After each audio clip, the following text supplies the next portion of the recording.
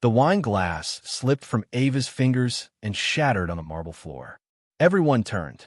She froze, her heart pounding, cheeks burning, as the laughter around her grew louder.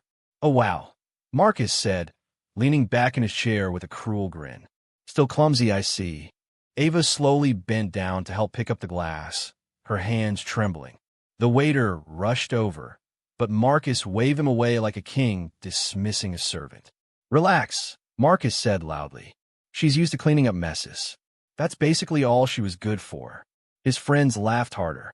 Ava straightened, her throat tight. She hadn't seen Marcus in 3 years. 3 years since he walked out of their marriage and told her she'd never survive without him. And now, here he was again, humiliating her in the most expensive restaurant in the city. She forced a small smile. "I'm fine. It was an accident." Marcus scoffed. "Accident? Ava, your whole life is an accident." The words cut deeper than she expected. She took a breath and reminded herself why she was there. She wasn't the same woman anymore.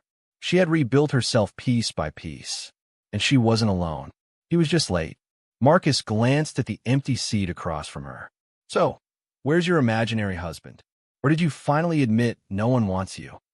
One of his friends leaned forward. "Wait, she said she was married again." He laughed. "To who?" "A janitor." Ava's hands clenched in her lap. "You don't know anything about my life, Marcus." "Oh, I know enough," he replied. "You left me, and now look at you. Sitting alone, dropping glasses, probably praying I'll pay for your meal." The waiter returned, hesitating. "Ma'am, are you ready to order?" Marcus cut in. "She'll have the cheapest thing on the menu. She can't afford more." Ava looked up at the waiter. "I can order for myself." Marcus chuckled. "Sure you can.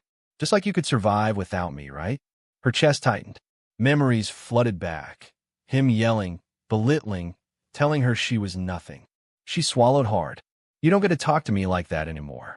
Marcus leaned closer. "Or what? You'll cry? You always were soft." His friends laughed again. Ava blinked back tears. She refused to let them see her break. Then the doors of the restaurant opened. A hush swept through the room like a sudden wind. The staff straightened. The manager hurried forward. Heads turned.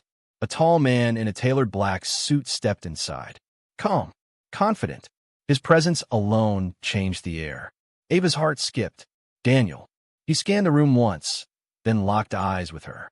Relief softened his face as he walked toward her table. Marcus frowned. "Who's that?" Daniel stopped beside Ava and gently placed his hand on her shoulder.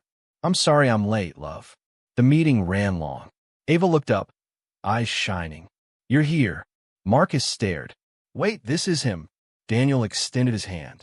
"Daniel Carter." Marcus shook it slowly. "Marcus, her ex." Daniel nodded politely. "I've heard." The manager rushed over, bowing slightly. "Mr. Carter, welcome. Your table is ready." Marcus's face drained of color. "Mr. Carter?" One of his friends whispered. "That's the billionaire investor." Daniel sat beside Ava. "I hope you've been treated well." Ava hesitated, then met his eyes. "I'm okay." Marcus laughed nervously. "So you married rich, huh? Guess that you're talent now." Daniel's voice stayed calm. "No, I married strong." Ava's throat tightened. Marcus stood. "You think you're better than me?"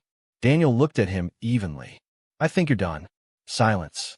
The manager cleared his throat. "Mr. Carter has already covered the entire restaurant's bill tonight." Gasps filled the room. Marcus's jaw dropped. Daniel turned to Ava and smiled. "Shall we?" She stood, taller than ever, and took his hand. As they walked away, Marcus finally understood. He didn't lose her.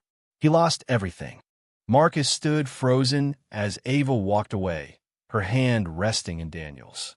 The laughter that once filled his chest now felt like a tight knot he couldn't swallow. His friends stared at him, unsure what to say. "Marcus," one of them whispered, "that was Daniel Carter." He tried to laugh it off, but his voice cracked. "So what? Money doesn't change who she is." But even as he said it, he knew it wasn't true.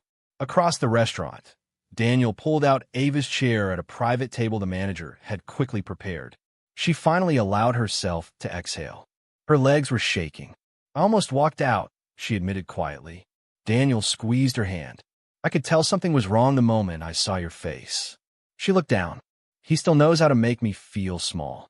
Daniel leaned closer. Ava, look at me. She lifted her eyes. You are not who he says you are. You never were.